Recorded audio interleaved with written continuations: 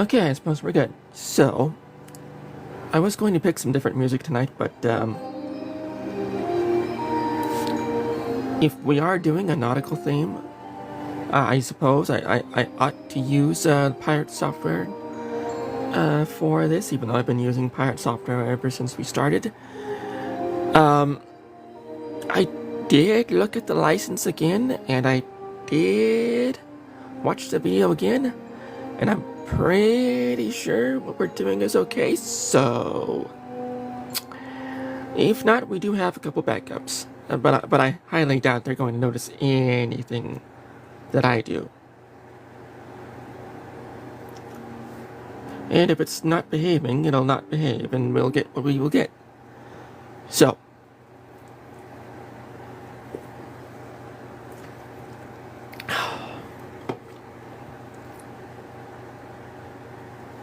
maybe it's not behaving, but we'll see. Okay.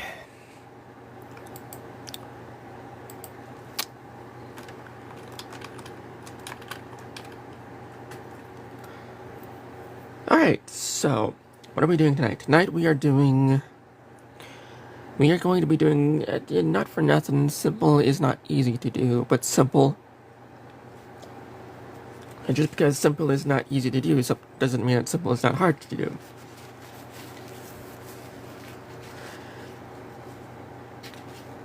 When I saw this, I was like, this looks fun, and What Lies Within the Pool, Which Lies Along the Shoreline by Matthew Morris, it caught my attention because, like most things, it has a hex crawl in the back, and because it has a hex crawl in the back, then I can solo this. So, how does that work? That works like most other things that work that I do solo. I use my system, and then instead of hexes, we use points because points are just hexes without a boundary. So, I think it's going to give me trouble tonight. But we had a good run. I'll have to find some other solution, and we always do. So,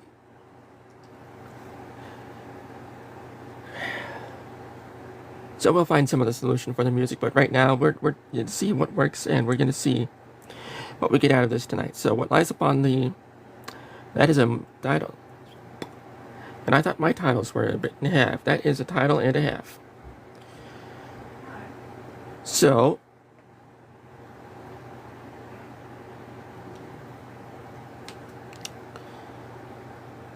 what is What Lies Within the Pools Which Lies Upon the Shoreline?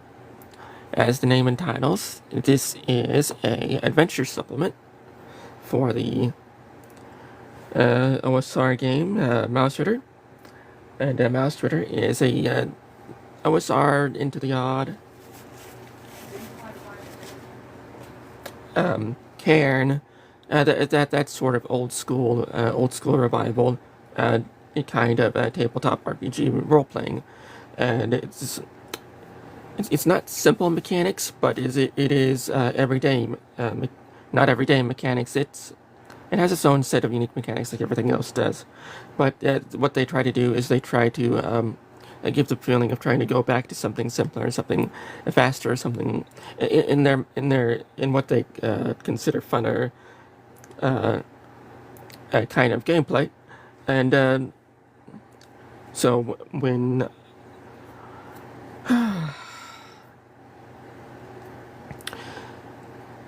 So again, that when people come up with their own system, like Mausritter, other people decide, other creators, other writers, illustrators, and designers often take a look at it and see if they like it. And when they do, they tend to make stuff for it, which is what. Can I just call it What Lies Upon the Shoreline? Is that okay? Because that is a mouthful and a half of a title. That's 1, 2, 3, 4, 5, 6, 7, 8, 9 words.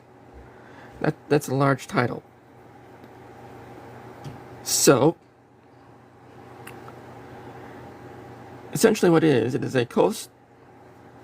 I cannot speak today, I cannot speak in most days, but Unlike Jar Jar, I am somewhat intelligent. Not to diss on Jar Jar. Jar Jar is a fine character, but some would say he has a bit much to be desired. So, a coastal point crawl for use with Mausritter or Lilliputian. Lilliputian is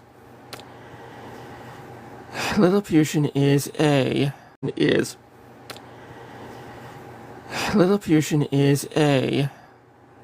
nautical sailing adventure on the high seas for Mausritter and other OSR games, and it is based on the Gulliver's Tales, the Lilliputian nation, and they are mainly known for their use of ships, and recently, as I've come to find out, airships as well. Go away. Shoot. Not you. This button.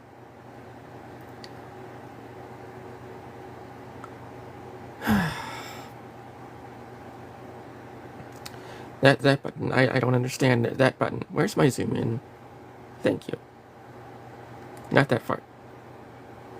And there we go. And then I gotta keep an eye out for those gotchas, because if I don't get the gotchas, we'll get flagged.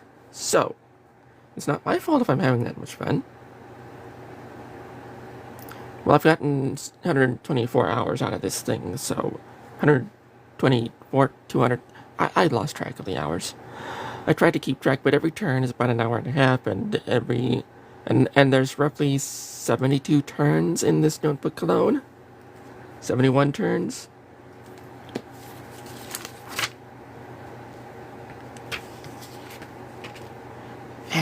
That's the new thingy.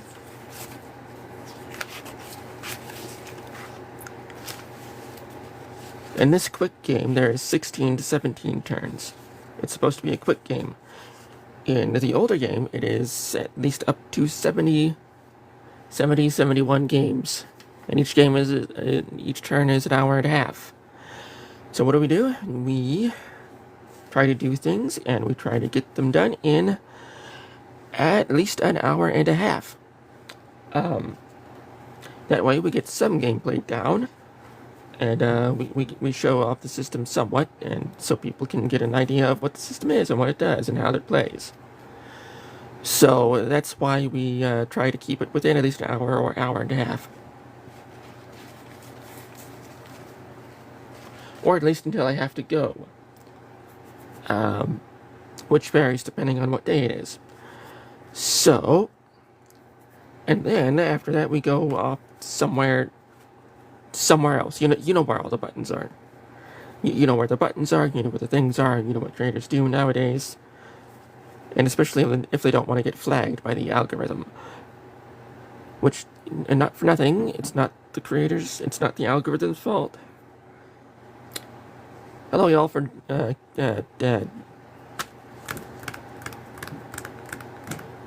some days I can speak, some days I cannot speak. Some days I cannot speak, and some days I cannot speak and write at the same time. Some days I can speak and write, sometimes I can write and speak, sometimes I can think and write and speak at the same time. But not today. That is not happening today, no for sure. So hello to everybody that's joining recently. But as you can see, I am how we used to say. What did we used to say? Since we can't say the R word now, we're a couple fries short of a Happy Meal. Is that what we used to say? There, that's good, right?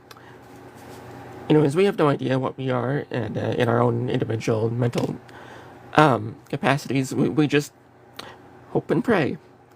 So that's all. If somebody tells you they have it all together, they are lying to you. That's the real trick. Everybody who says they have it all together, they're lying, because everybody that is any kind of professional say, we have no idea what we're doing. I have heard it time and time and time again. So, I don't know what I'm doing today, but today we're going to try to get a game or start a turn, and we're gonna see what we can do today. So last time I was on here we finished a game session, and that is why this is here. And that felt really good. That I got to move the little. I got to move the little miniature to the. I got to move the little miniature to the finish spot, and we were able to write down the end. We were able to write down what happened to them, and we were able to end the session. So this session, since I was going to do something else today, but again, I have nothing prepared like usual. So, because I have nothing prepared, I decided to grab something off the shelf, and what I grabbed was this point crawl here. And why did I decide to grab this point crawl? Well, this point crawl, again, has a hex crawl in the back, and we can just shave the numbers off it, and it becomes a point crawl. But also, it is a bit of a nautical-themed adventure. And because it is a bit of a nautical-themed adventure, we could do less combat and more treasure hunting. So what I decided to do is we may do less combat, we may do more combat, but this is not the only nautical-themed source book or supplement that I have. I have 2 more nautical-themed source books and supplements. So number 1 is What Lies Upon the Shoreline, and number 2, this is recent, Lords of Salt and Sky, which is from another source book, which part of this source book is in What Lies Upon the Shoreline. And I went and hunted this down, and this did some of the same things, and had some of the similar things, but I was also able to grab earlier. Come on, there it is.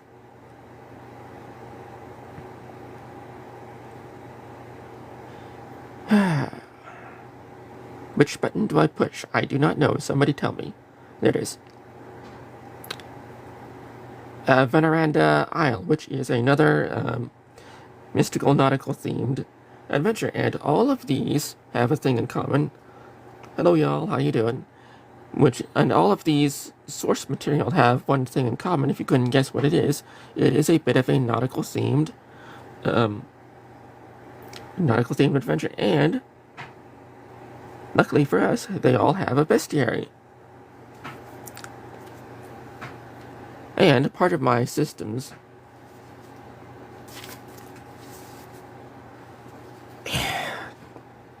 part of one of the cogs in my system is then you need to have a bestiary. This is the one I am using. You can find this one right there. And the point of the bestiary is to give the player a difficulty scaled sense of combat. It is what am I looking for? Not indicted, because that's the wrong word. It is behave. This is not that channel. Indexed. Because the bestiary or enemies or enemy creatures or encounter list, what have you, is indexed from the most easiest creature to the hardest creature, and in Mausritter scale, the hardest creatures to that players need to attempt to defeat is what's known as a warband scale, and the warband scale can't be defeated by the party by themselves or a character by themselves. The warband scale creature has to be defeated by a party that is aided by a warband, and a warband is a bit and a half to try to get together, and it's a crew of 20 to 40 mice or other critters, and if you don't have this warband, then you can't even try to begin to put a scratch on the creature. Because the point of the warband is to tell the players that they can't work alone, all the time, and part of the charm of the game is to have um, is to have a sense, not a sense of it does like to roleplay, but it likes to give the player a sense of danger, because one of the overriding themes of Mausritter is that these are small adventures in a dark and dangerous world, and sometimes they can't do everything by themselves, and they have to gather a community or a band around them.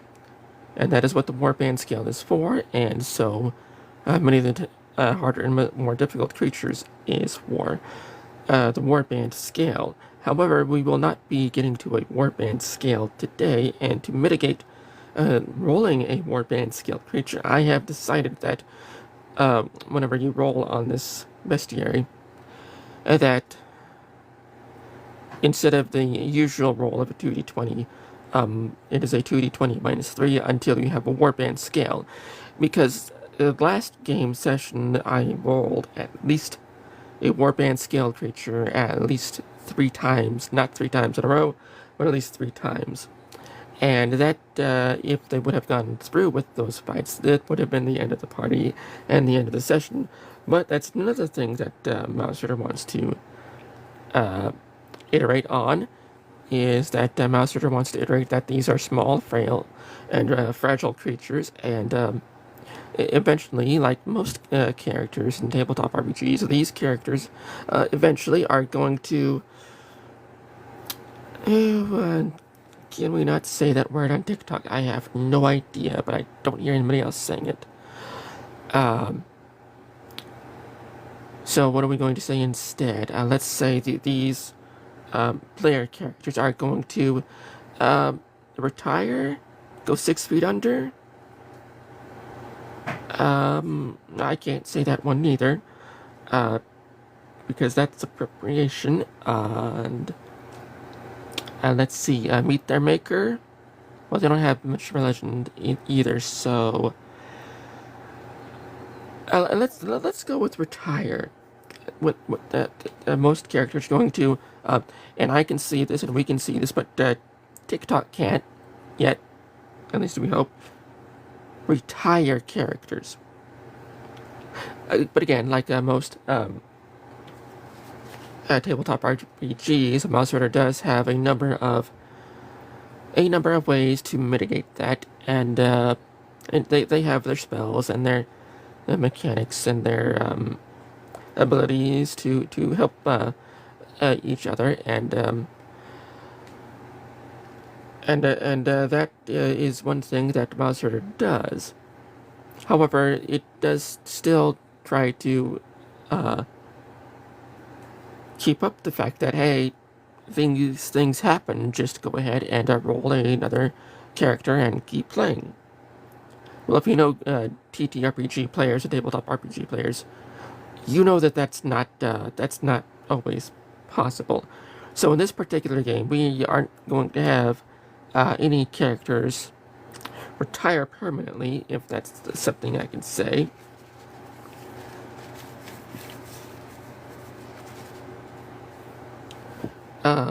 Without getting flagged or getting in trouble. So I'd so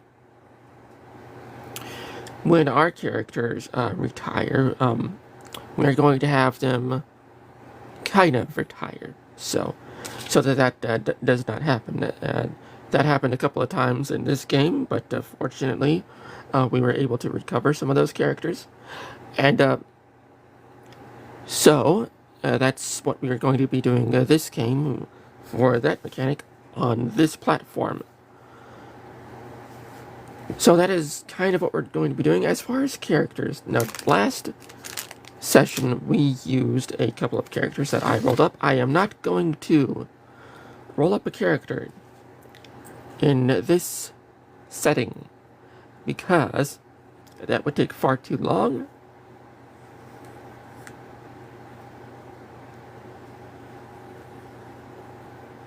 And that would be half or most of the... Come on, Daffy Duck. Pull it together. Pull it together. That would be most of the session if we did that. So I'm going to use the characters that I used previously. And no, I'm not going to do that voice. I cannot. I've tried. I'm not a voice actor. I don't have any aspirations to be one. If here, hang on, one second. All right, or just 1 minute if that's all you have. If you, no, we do not do that at all. There's a piece of dust on the there.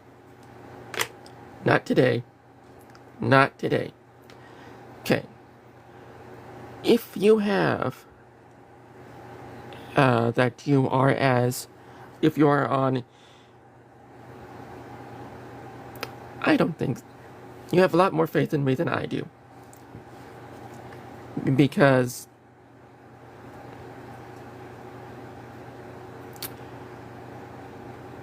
let's just leave it at that.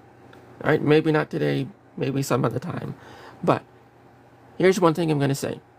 If you have game designer, if you have cartoonist, if you have artist, if you have insert title here on your profile in your social media pages, and then right before that, you have aspiring, and yet you are doing the things of your title, I want you to do all of us a favor, okay? I think that you're not giving yourself as much credit as you think you deserve. So, if you have aspiring whatever, aspiring writer, aspiring actor, aspiring musician, aspiring whatever it is, and you're doing the thing that you are aspiring to do, drop the aspiring. Okay? You no longer need that there. You are no longer a beginner. You are no longer a whatever you want to call getting started. You are no longer that anymore. If you are doing what you're doing in your title that you have given yourself, drop the aspiring. Because I do not know about other creators, but when I look at that, I don't see somebody who's going to think they're going to complete a job that I give them. Okay? As soon as I see that tells me that you do not have a lot of confidence in yourself, and that you while you are doing the thing, you don't think you can do it, and you might not want to treat it seriously. But when you drop that aspiring, you are going to feel different. Trust me on this one. Once you drop aspiring whatever, because you are doing the whatever, you're going to feel different, you're going to feel better, and you're going to be doing a much better job. So do us all a favor, drop the aspiring, because you are doing the thing. You no longer need to aspire, you are doing it. Okay? Alrighty. So, speaking of characters, where were we? Characters. I am not going to roll up characters today. I will do that in another video, but not this one, because we are very limited on time today. And so, for our characters, they just finished a big adventure, and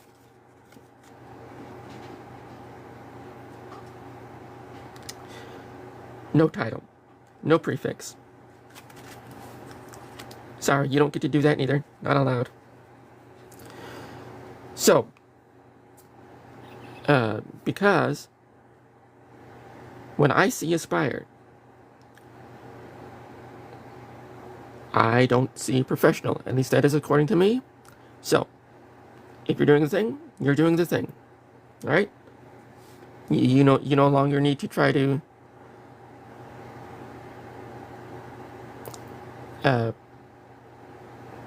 no problem.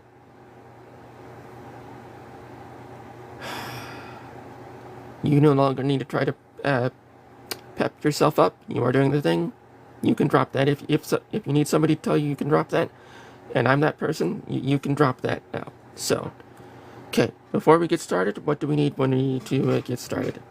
I mean, at least that's my opinion. So, what do we need to do before we get started in my adventure game system? Well, first of all, we need the rule set. This rule set here you can find it here, or you could also find it on the Mausritter Discord under the workshop thread, workshop thread of Mauscript. And I have put this up there for people to find. I will make it much easier to find after this stream. So this is the rule set that I am using. You also need the Mausritter rule set. The Mausritter rule set is available for free, as last I checked, free digitally at least. I have several videos. My icon is up there. The nose is having a bad day, so no face today. But I have several other videos down here. But again, no face today because the face is not at work today. So aside from, I also have no.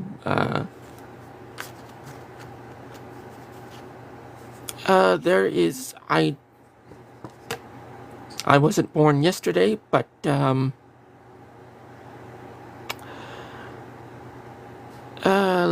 let's just leave it at that. So as far as getting started, what do we need to get started? We first need the rule set, which you can find in the Discord files. You can also will be also able to find it here. I'll be putting it up there after today. Then you will need a piece of A4 paper. I recommend using cardstock because I have used copy paper before, and it just gets eaten up. I don't know why. I don't have it. Again, I'm not prepared, so never prepared. Again, I recommend a nice cardstock. You don't have to use cardstock. If you want to use paper, you can go ahead and use paper. But I have decided that cardstock is the best option for me because it lasts the longest, and it doesn't get any weird grease stains or spots or anything like that on it. Do I have anything on hand?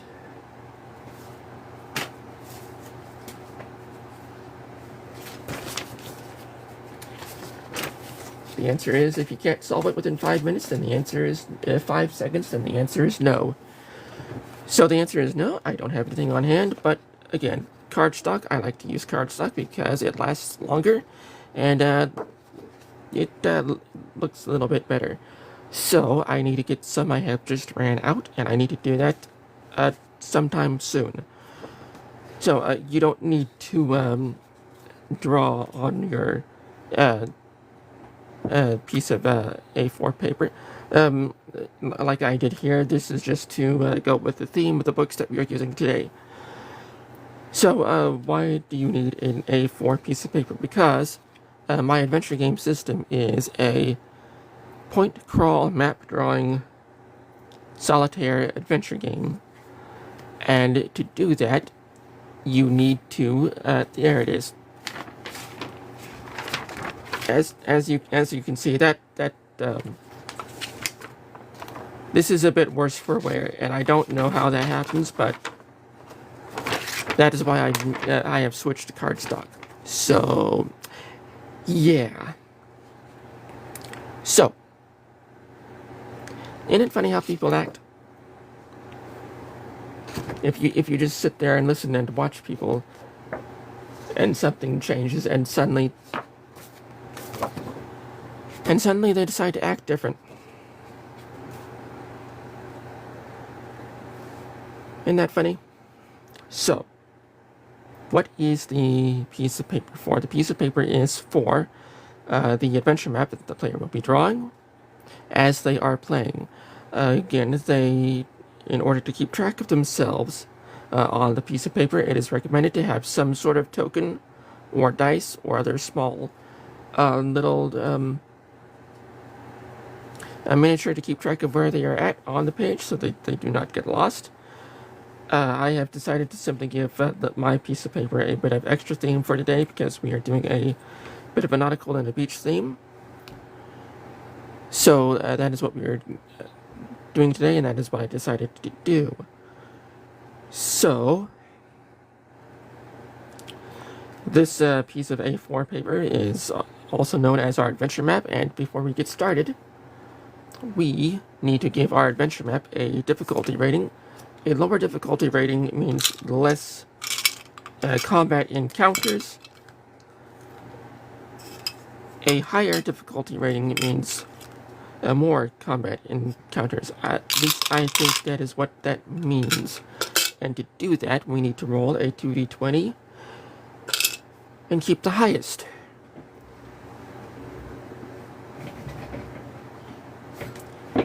Because when we roll to see what our combat encounter is going to be, our encounter list is based off of a d20 system, and the d20 system is based off of the Mausritter danger scale system, which goes from d4 to at least d12, and I have decided to up it to at least d20 because it uses a 3d6 and not a d20 system, because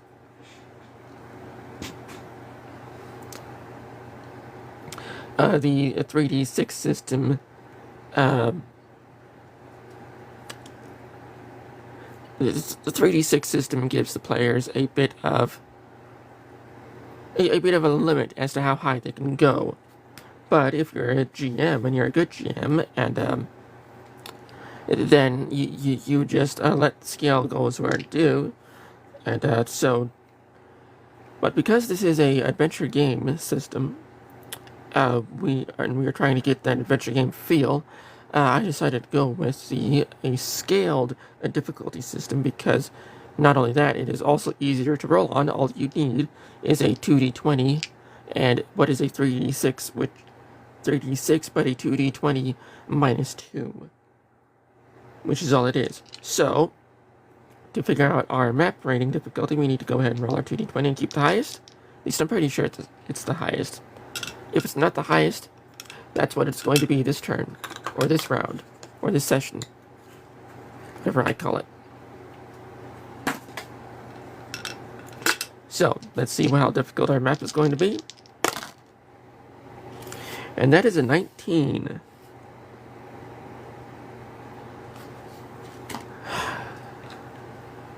Alright, you'd think I know my own rule system. You would think. Okay, zoom in, go down. Go down, go down, go down, go down. Go down, monster activity. Throughout the adventure, the player will need to check how often they murder the monsters. To do this, the map needs to pick its own activity ratings. There are no room lists to roll off of. To find this, roll 2d20, pick the highest. Told to search for a monster in the game. This is the number they'll be rolling against. Monsters are prevalent in we don't care about that. Okay, and so searching for monsters is down here. Before player upkeep, in haunted location, search check, roll a 2d20, pick the lowest, greater than or equal to. So, to get some, to see if we can't get any more combat, we're going to go ahead and re-roll this. We're going to take a mulligan on the roll, and 10 or 17. Let's go ahead and go with the 17 since it's not a almost never. So we're going to go ahead and label our difficulty setting as level 17 here.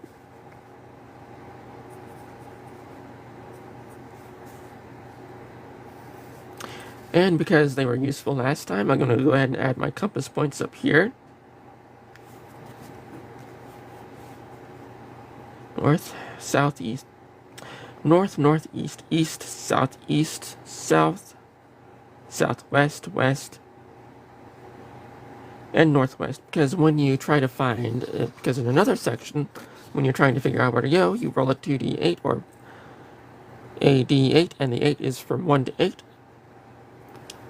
And the compass points are from 1 to 8 to decide which direction you're going to go. So, we have our map difficulty rating. Then, what do we need? We need our sets of dice, our sets of pencils.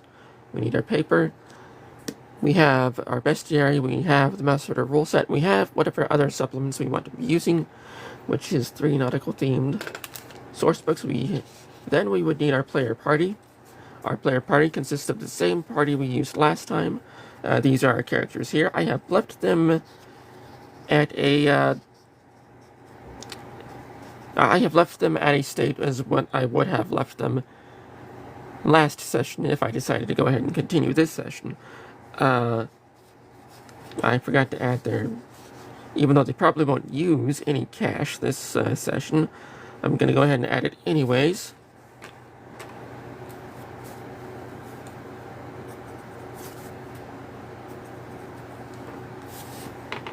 Anyways, and our characters are West Snow, a dam builder, Shun Taro, a blacksmith, and Yumi Omit, a sap tapper. So,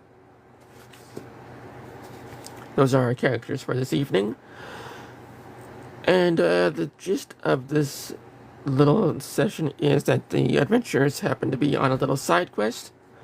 And their side quest happens to be taking them on a side quest on a beach that they have decided to visit. Let's see if I can't scratch some water in here real quick. Just a couple scratches, that's all you need. And not bad, looks okay. Just to get rid of some of that blank space in there. Again, I normally wouldn't have you do this at all, but because of the setting and where they are at, needs a little bit more than just blank space up there.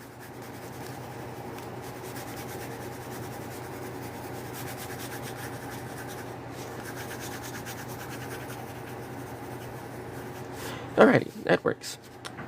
So, if you're wondering about the names I found from a supplement called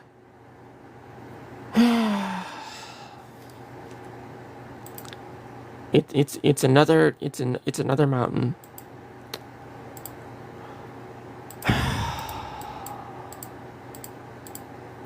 Where did I put it? All I need to do is open the tab, open the app, and then go to recent and open all the files again. Go away, pop up, thank you. Alright, there's the application.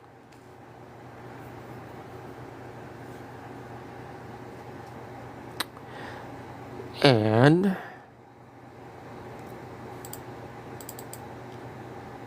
Ikazuishi.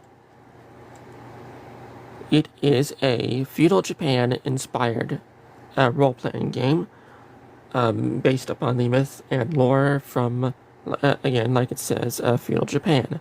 So I wanted something a little different for something quick and something that wasn't going to take that long. And I happened upon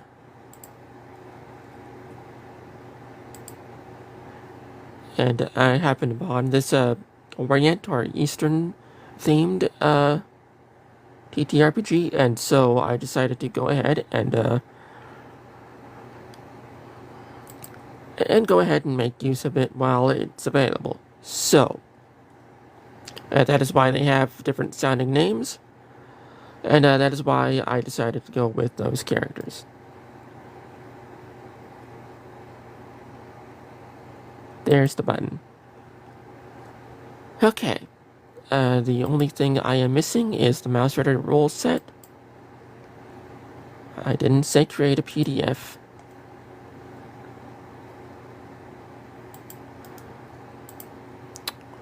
Do I need the Mausritter rule set anymore? Do I? Yes, I do. Why? Because I just had to look at my own. And it is over.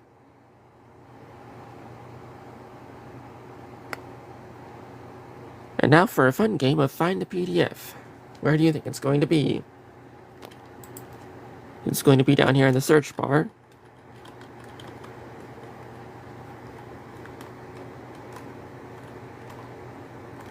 Alright, and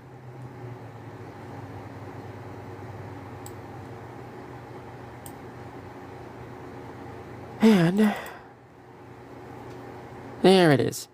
Okay, now I think we're all set up. Okay. Let's add a little bit more definition to the shoreline here.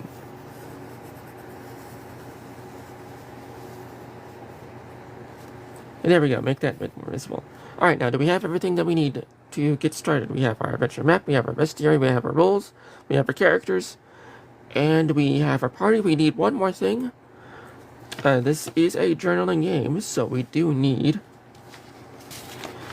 a journal to write down what happens and what actions our party takes. Now, this is a loose leaf style journal. It's a number of loose leaf pages. You can add to it, you can take away from it. You can customize it a little bit that you want. Well, you can use fancy journals and rule books.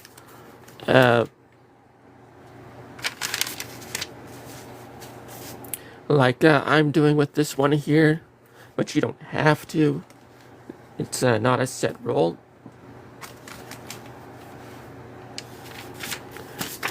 But you do need a journal that you can write down what the player does. And the actions the player takes during a turn. And I give a recommended turn sequence and a recommended flavor of journaling, which is what I use, which is what I recommend. But again, to each their own.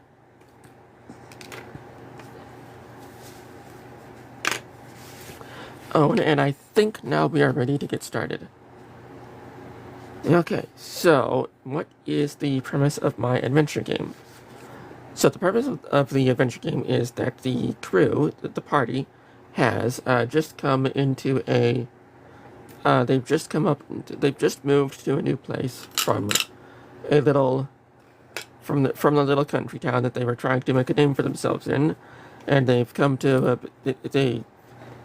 a bigger place to get better recognition or more work, or just to be settled in preferably a guild that allows them to get this kind of adventuring work. And so that is what the adventurers have decided, and the party decided to do.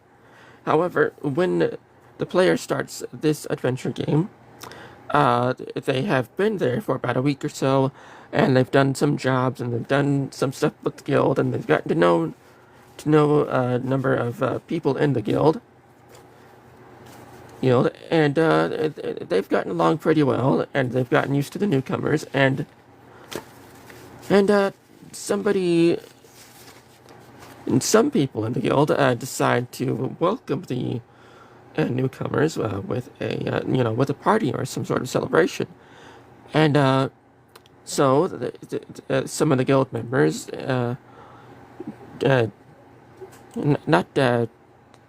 not shadow away, but they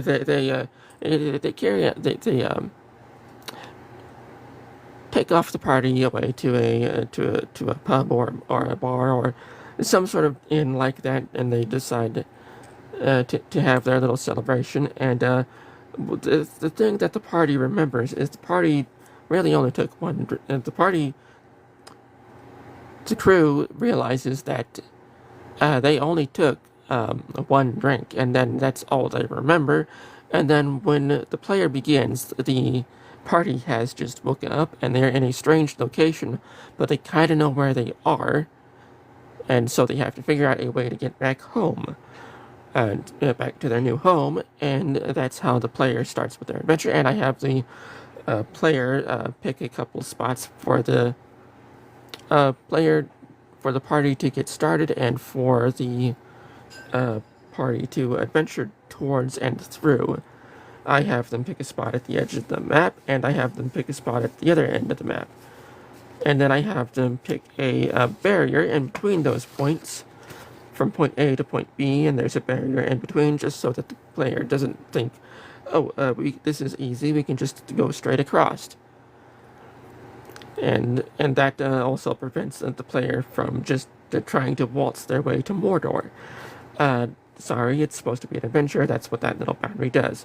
But in this particular instance, we are not going to do all of that. We're going to skip that because they are already in a bit of an adventuring place, and that's not going to happen this time.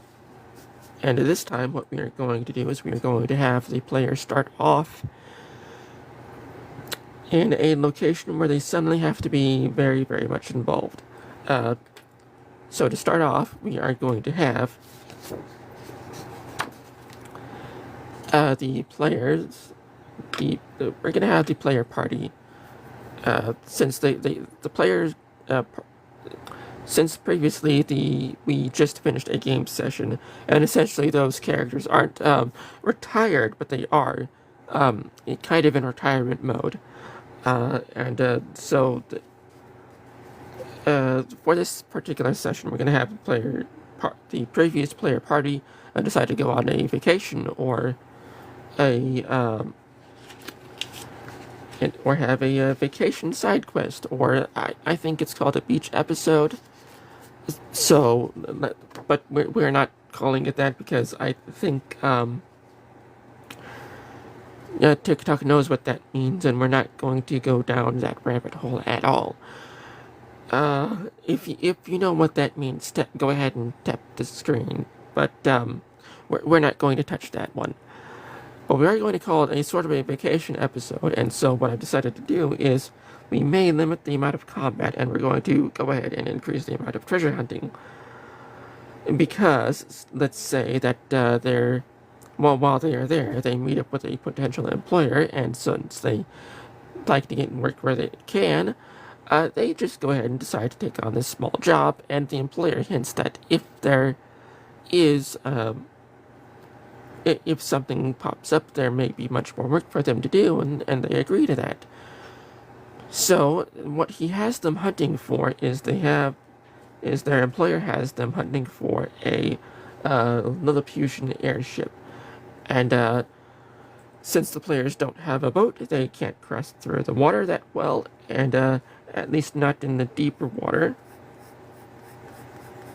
which is up around here, up near the edge of the map. I'm just trying to give this a bit more of a highlight. And I have the player give the goal on this side of the paper, and the player starts on this side of the paper, and maybe a dungeon or two down here just to, distract the player, to give them something to go for. But we won't, because we aren't doing that at this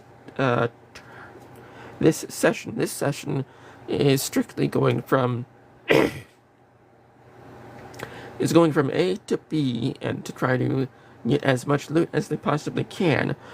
So I've left the players' characters with what loot they had found from last game, to go ahead and see if we can't make that part any faster. These are new character sheets. I'm leaving the old character sheets because this is a side quest and not part of their main adventure. So we have our starting position. I have players select their starting position. Let's go ahead and pick a random spot down here, and then let's go ahead and have them pick their goal down up over here somewhere. Let's go ahead and make it kind of up here. And let's make it look like it's supposed to. Let's give it a bit of definition here.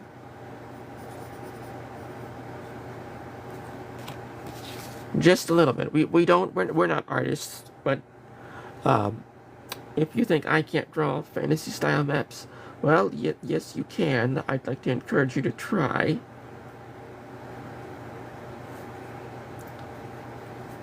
And let's see. There's our airship. There we go. And here's where the player starts. So they're probably going to have to come all the way around down here to try to get to it. And if anything, it'd be a nice day at the beach. But like most things, not everything is easy. Is as easy as it seems. So there's a couple of our goals. And now we need to write in our journal. We need to write down how this adventure begins. So let's go ahead and take a second.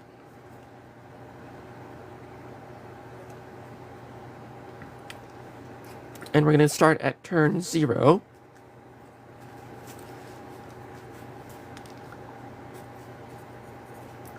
Turn 0, and we're going to go ahead and have the players approached by their employer while they're at the inn, or at a inn they're vacationing at. And again, some days I can write and think and talk, and some days I can write, and sometimes I can think, and sometimes I can talk, and sometimes I can do that on all three of those at the same time. But today is not that day. So, but I have found that the best thing to do for me while role-playing Solitaire is to think. If I'm talking, is to think, then to talk, and then to write it down. So that is the best thing that has worked for me. And that is what we're going to be doing today. So let's go ahead and get the hook and the premise down first. So what lies upon the shoreline does have a number of rumors to get and adventure hooks to get the player started. So let's go ahead and take a look at that to see if we can't match ours up.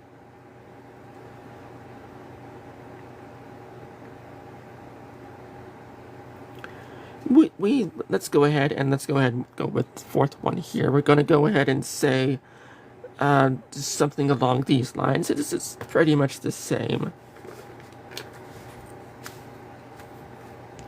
So how do we want to start this with roll 0? Let's go ahead and let's do this.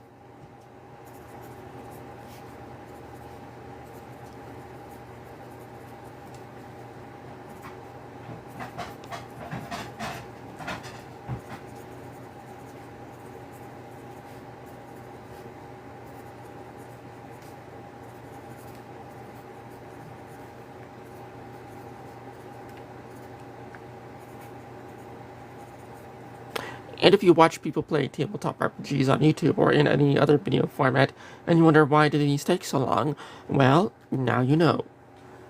If you're wondering, if you're wondering what gets cut from a YouTube video or any other kind of video, now you know. So, unfortunately, because we are live, we don't have that. We don't have that privilege, but we try to make do with the best we have, and this is the best that I have. So, let's go ahead and say, while on vacation, a collector approaches the party and offers them a quest. They can keep what they find.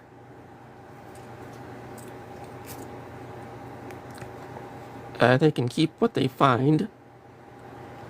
He just wants what is in, let's just say he just wants what's in the inventory. Let's go ahead and say that.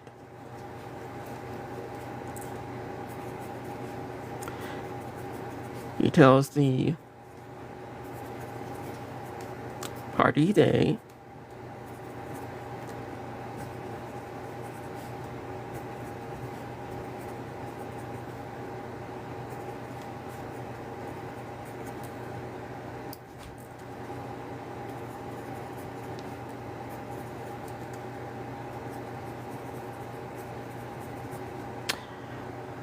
And he just wants the. He tells the party they can keep the ship. He just wants the inventory. They agree to the terms, and the players set out on. And the players set out on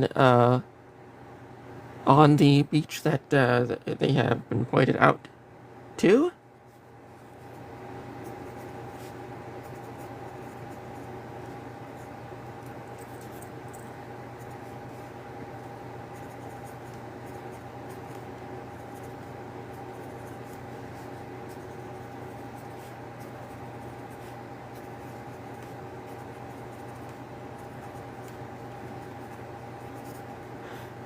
Assigned, they have been told to watch out for the perils of the beach.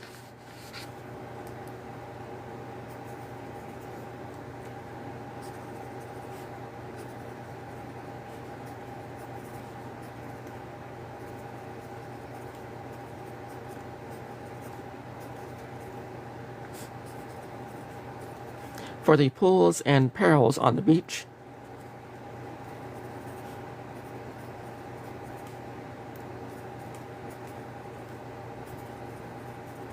And while they are scouting,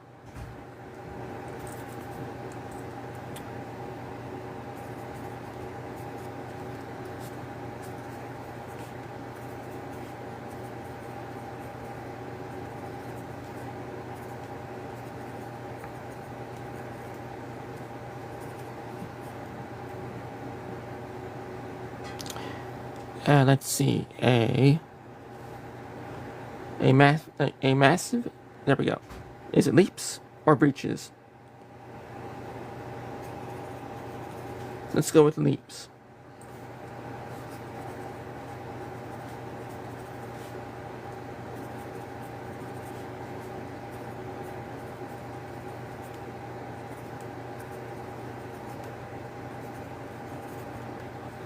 Catching a small bird, and let's say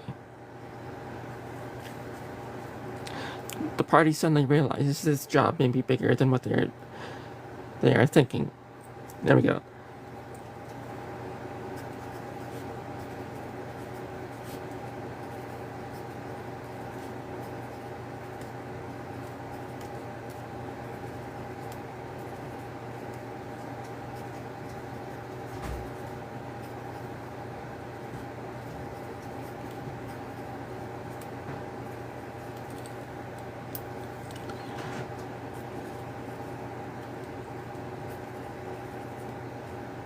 Are thinking, okay, and then let's go ahead and turn the page and increase the turn number to 1.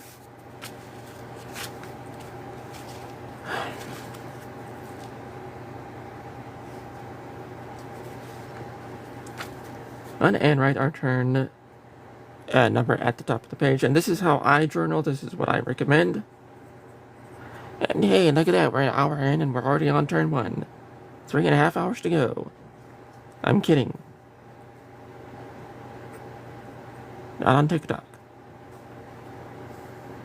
At least not yet. Okay, now. Alright, now that we are in actual gameplay,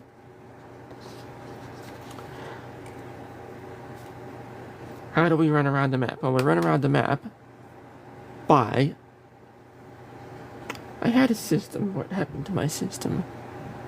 Oh well, we'll figure it out. By... instead of hexes, we are using points. What is a hex but a funny shaped square? And what is a funny shaped square? And what is a point if not a funny shaped square without the border? So what I've decided to do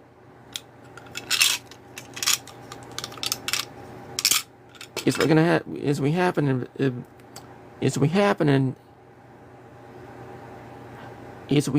invisible grid, and the invisible grid is present because of the dungeon crawl side to this system. But I decided to do point crawl first because the point crawl is not again, not easier or simple, but it seemed that way to me. And again, it just seemed the fastest way to start playing. And so I decided to try and work on and release the crawl side first, and just so that at least I and other people, if they would like to get playing as quickly as possible. Because not everybody can draw a hex, but most people can draw a square, and most people can draw a little circle. So, again, our points are roughly the size of a d6. And if you were wondering, yes, that means that there's at least 12 by 16 number of points on the grid. So, one other thing that I want to point out to you today is TikTok had a sale, and I saw some dice, and sometimes you just buy yourself things just to help you get through things, and so I decided to do that, and I grabbed some. I have a set of a couple of I call them my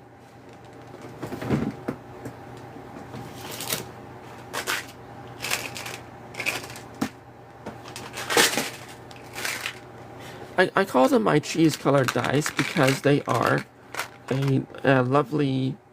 They're a lovely yellow, and I saw some similar dice, similar colored dice on the shop, and they were on sale.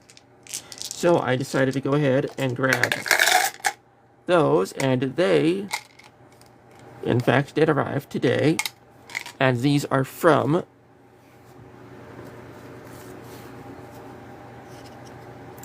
Herein Dice Games and Accessories, and I was able to grab these orange-ish colored dice the other day, and they arrived today, which is lucky me, and I get to use my new dice that I got for this exact purpose today.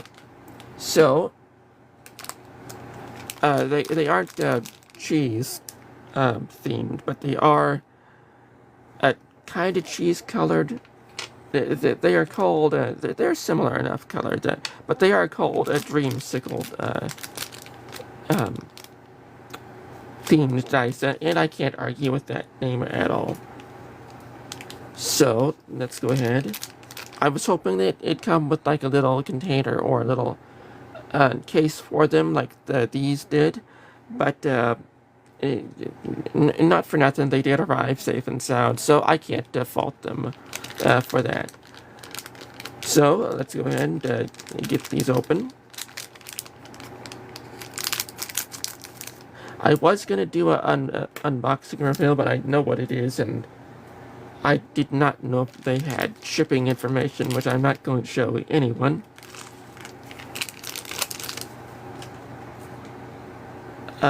But they did not, so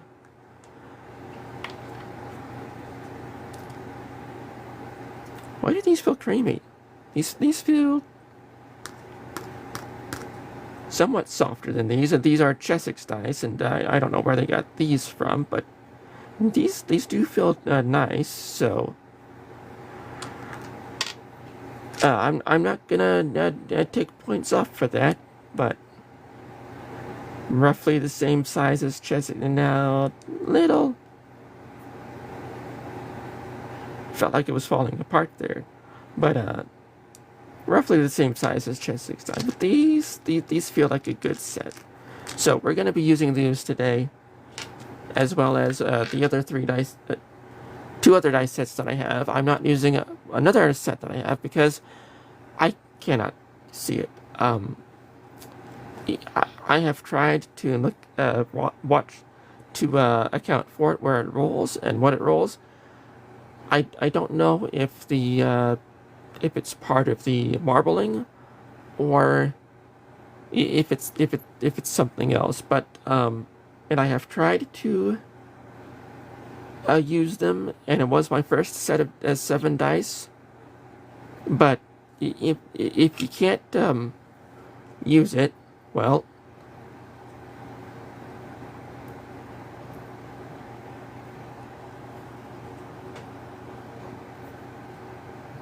if you cannot if you can't use something, then well, you can't use something. And as I've been saying lately, water what grows. And if it doesn't grow, well, don't water it. So we have our starting location, we have our end goal location. What is it, our starting location? Usually that is done with a hex crawl roll, but because points, again, like I have said, points are just hexes without a border, we are simply going to use the hex crawl tables for our point crawl tables instead.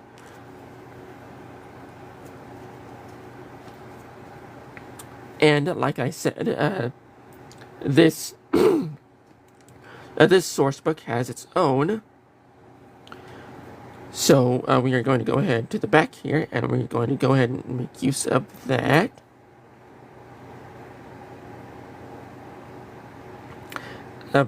And stretch out the shoreline here. So, what do we need to write down in our first turn? So, what I do with my adventure system is, when I am just using Mausritter, and simply just the Mausritter rule set, Mausritter rule set has, with its hex descriptions, it has at least 1 to 2 sentences of description and detail that the player can roll on those tables to help the GM to describe the location that they are in. Now, with that in mind, I am using that to inform the player of what they need to write, so that when they roll, they aren't going to try, or they aren't trying, and not for nothing, to write a small American novel on their first turn and then get bored and then stop playing. So, in order to keep writing down to a minimum, I recommend at least 1 to 2 sentences to describe what the player is and the party is actually seeing. And for Mausritter, that is fairly easy. Mausritter gives you a D8 and a D6 and a D20 table to roll upon, and some guidelines to roll. But because we are not using Mausritter at this time, we are going to use what has been provided to us. So, what lies within the pools which lie upon the shoreline, we are about to find out. What I first tell the player to do is, first of all, we need to describe our location. So, how do we do that? We roll on our tables that we have been given, and then we write down what we have been given. So,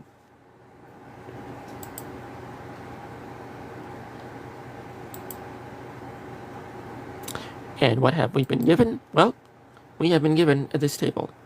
So let's take a look. We need a D20, and we also need a 1, 2, D20, and a D6. Let's go ahead and roll for those, and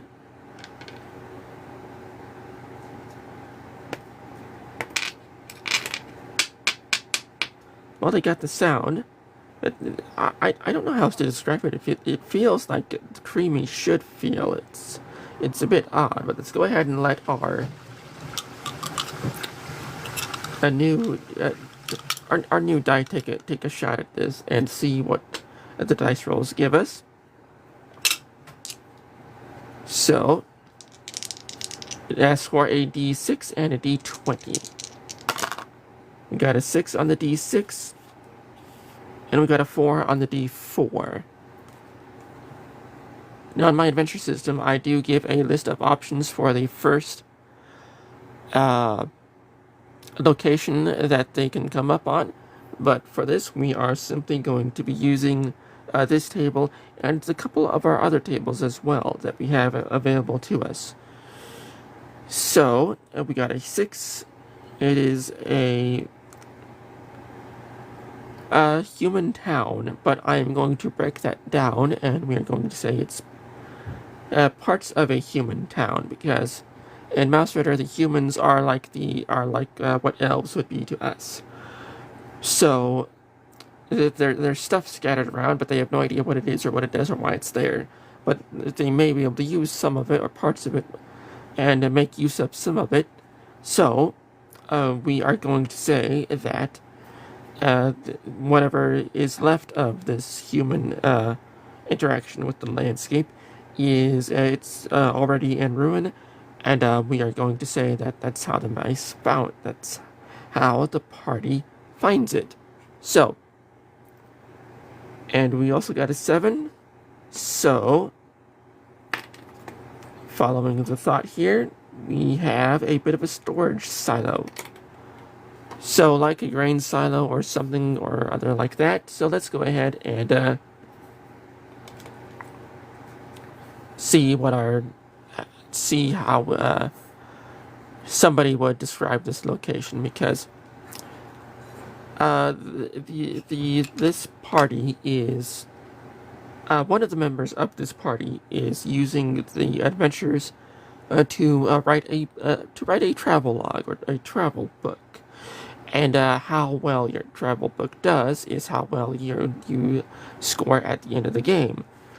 So, and part of the thing of writing this travel book is they need to describe where they are, sometimes in detail, sometimes not, and they need to describe their actions in that location. And so then the player describes what's going on, and then the player also draws on their map so they do not get lost. So let's go ahead and let's think for a second and see what we say next. And I think I have something here.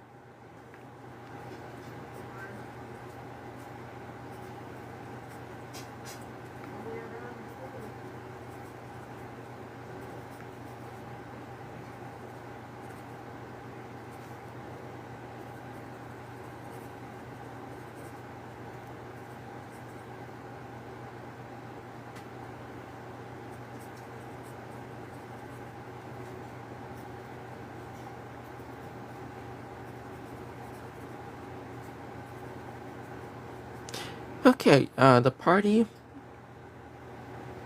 starts off in an abandoned silo looking to see what's next.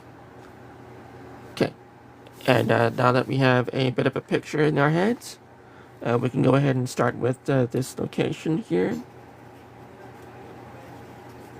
And in case you're wondering, yes, the locations can bleed into one and another. So if you go over, it's not a crime. So I'm not going to fault you for that. Nobody is going to fault you for that. It just gives the map a bit more character. So let's go ahead and get this down.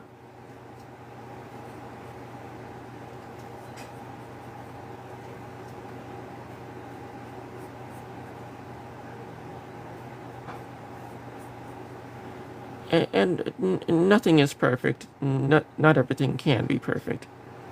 So do the best you can and hope for the rest. So this is location. This is our first location here. Now, right now that we have a good idea of where we are, then we need to take a look at if there is a way out of this place, and to take a look, see if there is a way out of this place. We roll. First, we need to find out how many paths away from this location there are, and then we need to figure out which directions those paths are going. But we need to do paths first. That is a 2d4. And again, let's use our new dice for this.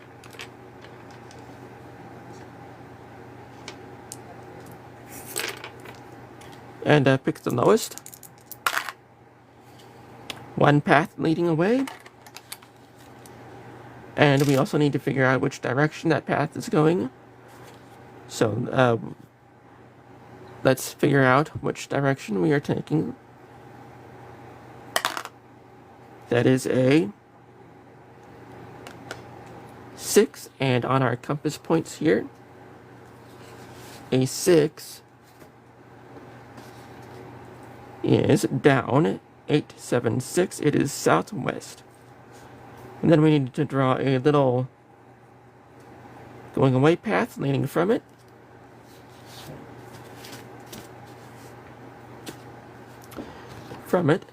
And then we need to see if the party isn't being harassed by anything. And so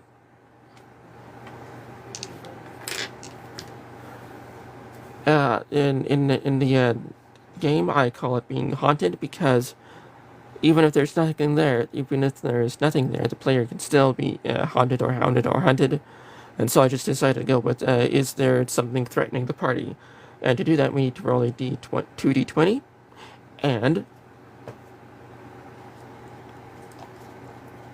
if the 2d20 roll is greater than or equal to the monster activity rating of the map,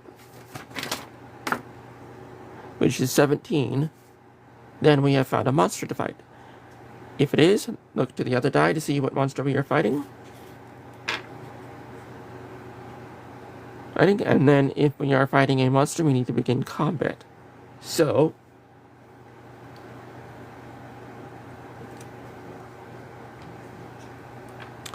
let's see if we don't have combat the first round, even though it is so very high.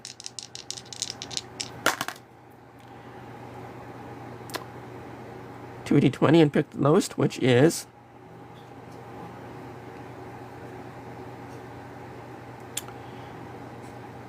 what is that? That's not the 20. That's the 1. It's not the 9 or the 6 neither. Oh, it's the 5. That's one way to do it. Okay, so let's see. The lowest is not greater than or equal to the monster rating, so we don't have anything bothering the party today. So I'll probably change that for the next for the next session, to see if there isn't any, just to see if we can't get any more combat. But there is no combat for this turn, and we need to go ahead and make a note of that.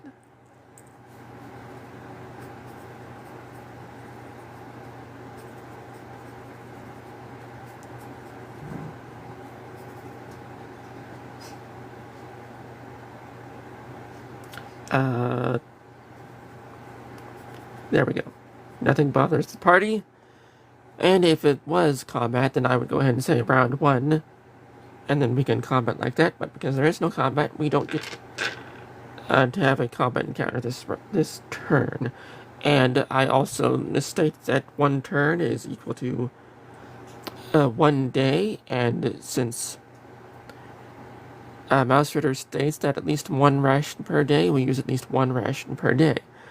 And I do give the player a couple of abilities, and one of those abilities is something I call a flask.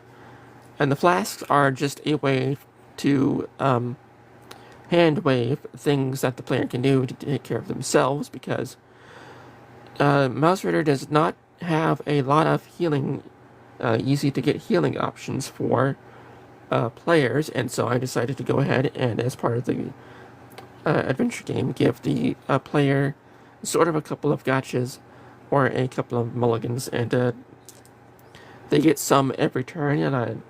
And while this is not a standard turn or game of Mausritter, I also state that the players can take actions while they are checking to see if they can't get any gotchas. And I'm calling this the upkeep phase because after combat, what do? You patch things or people that are broken, and that is what the players can do, and that's what the players can do to take actions here. And I'm calling that part of the phase upkeep. So, the Shoreline gives us a couple of new mechanics and actions that that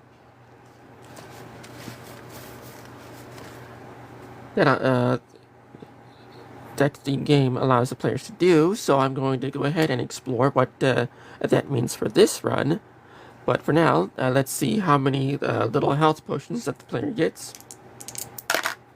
That is a 2d4, and pick the lowest. And during this upkeep phase, they can take actions and use an item and do other stuff like that. So,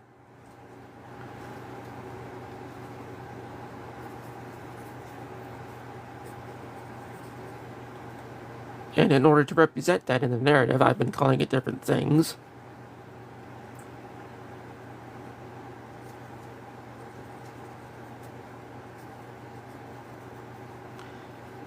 Anyway, you don't have to call them different things, but if you want to, you can.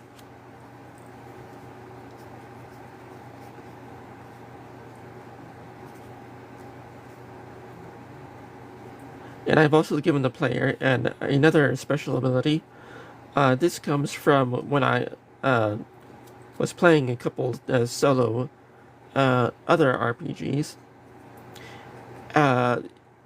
The RPG said your saving roll, it can be based off of any stat, and I based my stat off of my highest roll, rolled stat, and that just happened to be HP. So I laughed a bit and called it guts, and then it became part of this because every adventurer has a reason for becoming an adventurer. And each adventure has their own little bits of knowledge that they take with them. And that is what this Guts represents. And what Guts allows the player to do is that the ability allows the player to re-roll. Well, not re-roll, but manipulate any dice roll up to 3 times per their Guts level. And that gives the player a bit more of a little bit of a few more options and a few more a leeway in what happens to them, what they can decide that happens to them. So, since it is the upkeep phase and players can take actions, the Shoreline has a couple of new actions that we would like to try out. So let's go ahead and go up to there.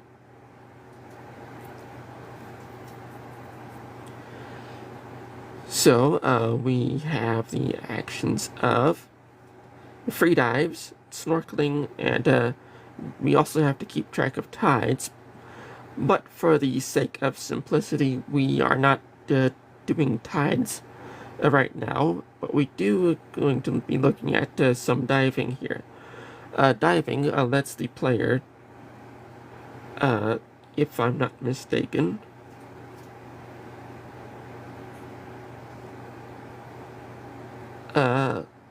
lets the player roll on the treasure tables, if I'm not mistaken. I think that's the case. I'm going to have to take a look at it while I'm reading, which is never a good plan. But,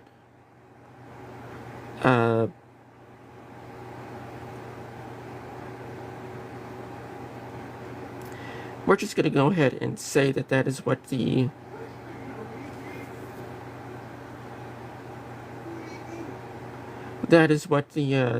ability allows the players to do, since that's kind of implied. And it gives us treasure tables and treasure items too. We can go ahead and roll 4. I don't know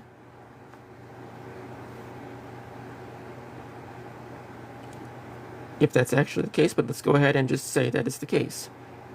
So, let's see what is beneath this point in the shorelines. And let's have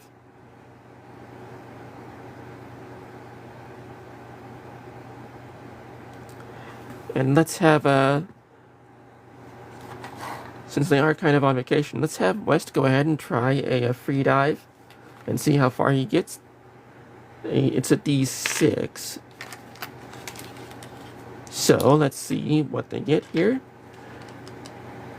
Roll a D6. The result is the number of turns until you run out of air. Each turn, roll a strength save. On a success, continue holding breath. On a failure, return to the surface or drown. So we're going to go ahead and say the character needs to make a strength save in order to see if they can't grab anything. And I think there is a depth mechanic, so we'll go ahead and use the D6 for depth instead of turns. So first of all, let's see if we make our save.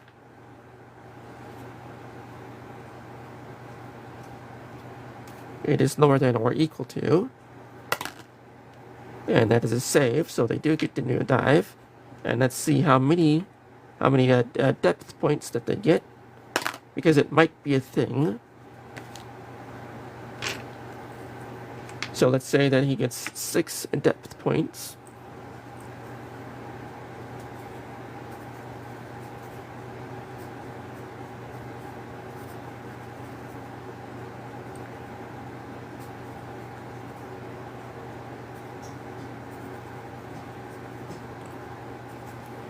And if I'm reading this correctly, that means that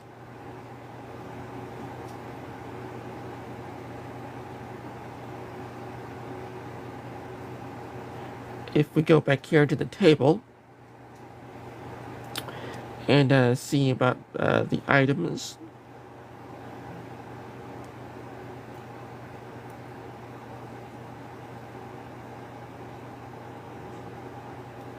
okay, because usually it is location based.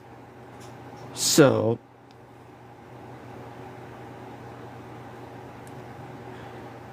again, we don't have exact.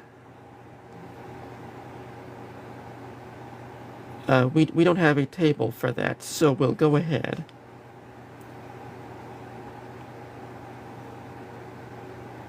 We'll go ahead and say we are, where are we at? We are at a. We are on, what location are we at? We are on a human town on the beach location. So let's try to find a similar location. And let's see. Tide pool.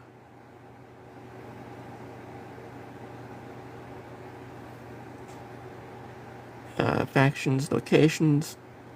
We are on the beach. So. And we'll go ahead and say we're looking for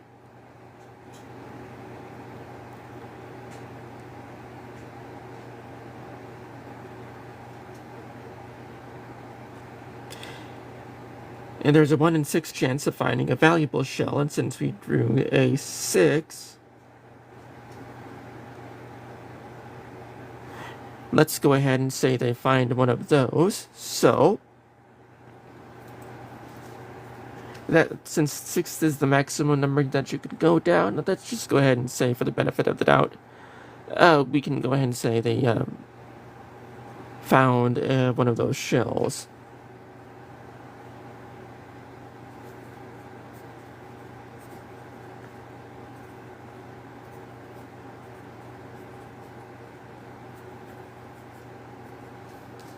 Okay, and let's put it down in our in our inventory list.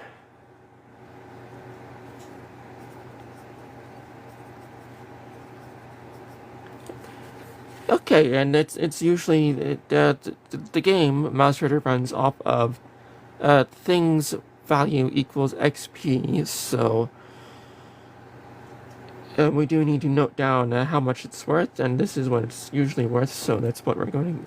What the GMs can do whatever they want, but the game also offers recommendations, so we are going to go ahead and take that recommendation And we're going to go ahead and write it down just for the sake of keeping things simple.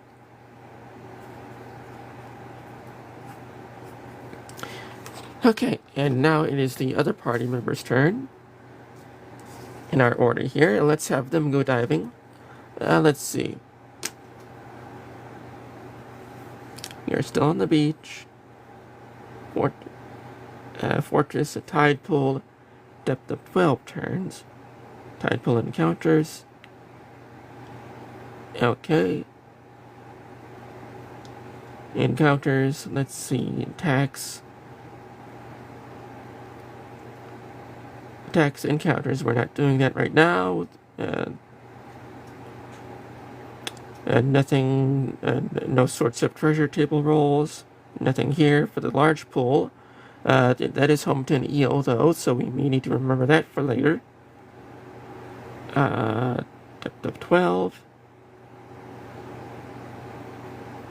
12, let's see, nothing in here. For the hollow outcropping deep pools. Couple of encounters. A couple of location guides. And let's see. Hopefully next time we do this, we're going to have something figured out. And let's see, because we don't have anything figured out right now, and everything is kind of, a little scuffed. So let's see, Lava Flow Desert, Gold Cave,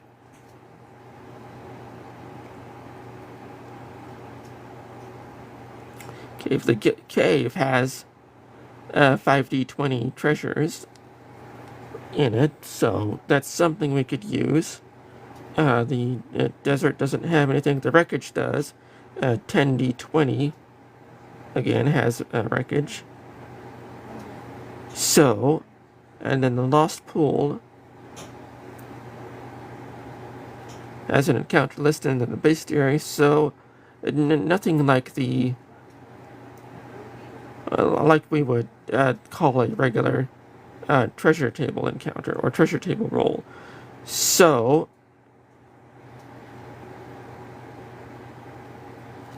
we're just going to go ahead and go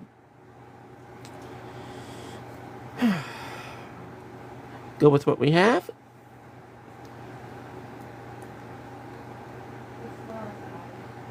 And I go from there. But we could do something like this. So,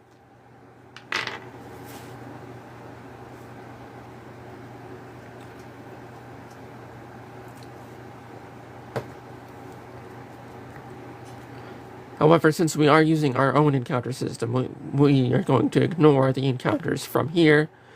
And if we don't get anything, then we don't get anything from the rolls. So, let's go back to the hex crawl.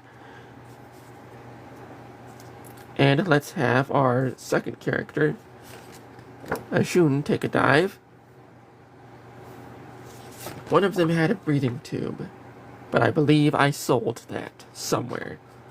So that doesn't count. First of all, we need to check to see if they make their strength save equal to, lower than or equal to, and they need to be at 11 or lower.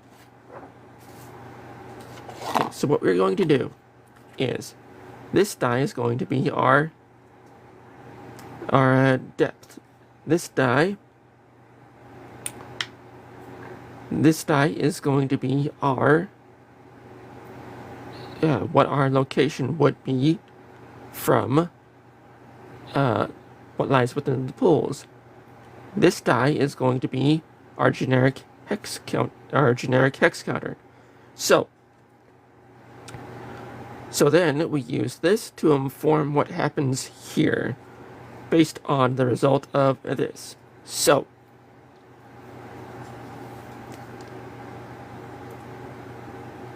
we need one more, let's see. Okay, this is the hex type. This is landmarks. This is indexed, and this is depth. Okay. And what die then Genius is going to be the strength save.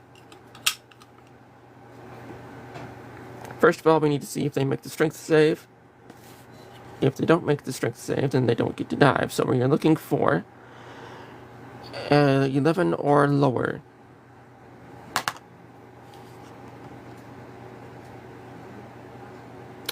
And it is not, so no diving for this character. Maybe we'll get to dive the next one.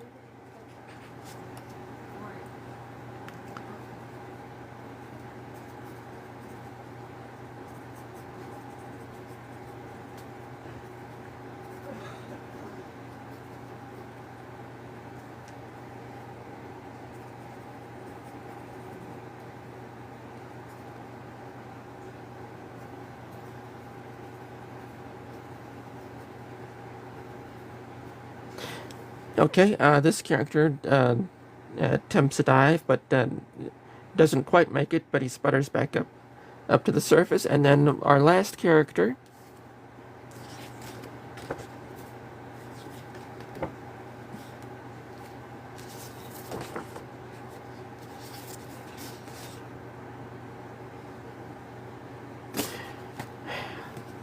is always in the last place we forget to mean. They need to make a strength save of lower than or equal to 10 to see if they don't do any diving at all. Let's see what we got there.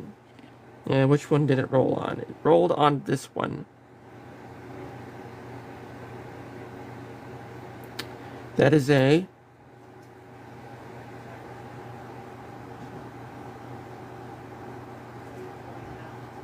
13, so no diving for you neither.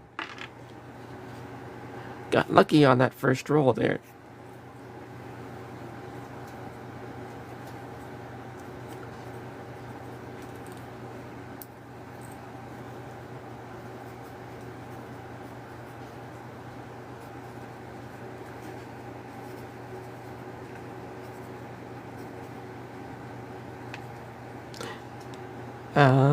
Let's say what happens to her. Let's do this.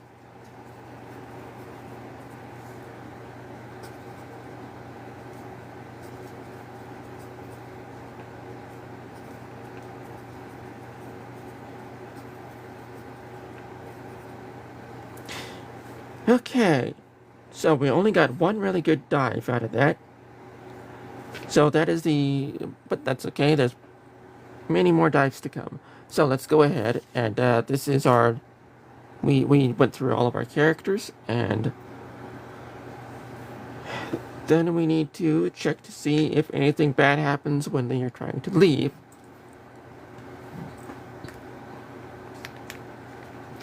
Because and it's called getting lost, and I decided to go ahead and call it something similar. So let's see if nothing bad happens to our characters as they try to leave.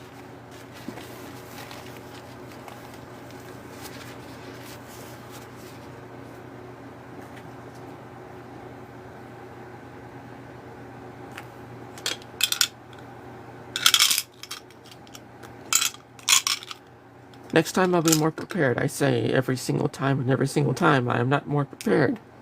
Eventually it'll stick. And to see if anything bad happens to them, we go ahead and roll a 2d4 and check the result. A 1 and a 4. Is there anything bad that happens on a 1 and a 4? Let's take a look. Odds, both evens, both 4s, both 3s, both 1s, 1 and 1, and which is good luck for that roll. Nothing bad happens to the party while they're trying to leave the location. They don't have to leave the location, but if they stay, they do have to go through a entire day and an entire search turn cycle again if they decide to stay, which simply increases the amount of combat they can they may run into during the time they are staying. So, that is all of our characters. And let's go ahead and write it down this way.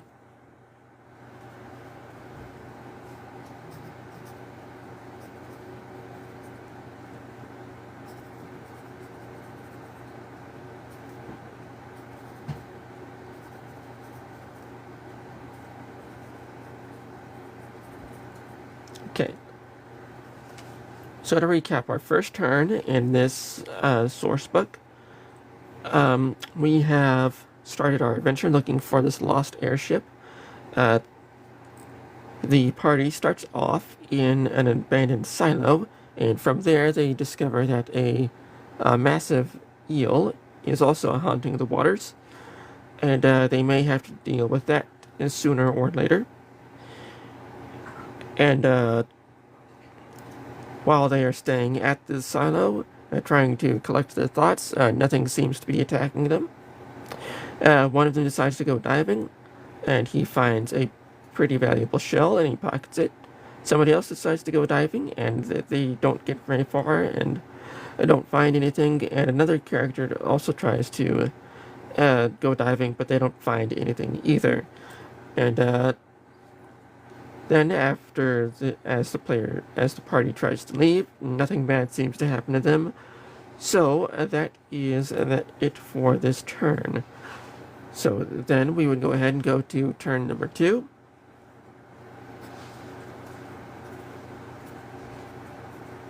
And then we would go from there.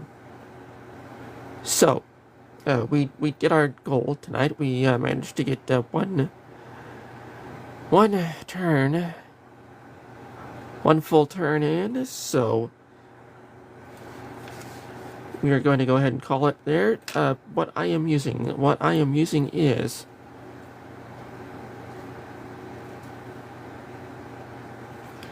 a supplement called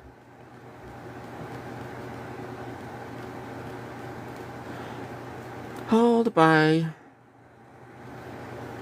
one of the members of the community. It is called What Lies Within the Pools Which Lie Upon the Shoreline. Say that 5 times fast. We have been using a coastal point crawl for use with Mausritter or lilliputian, and it is created by Matthew Morse.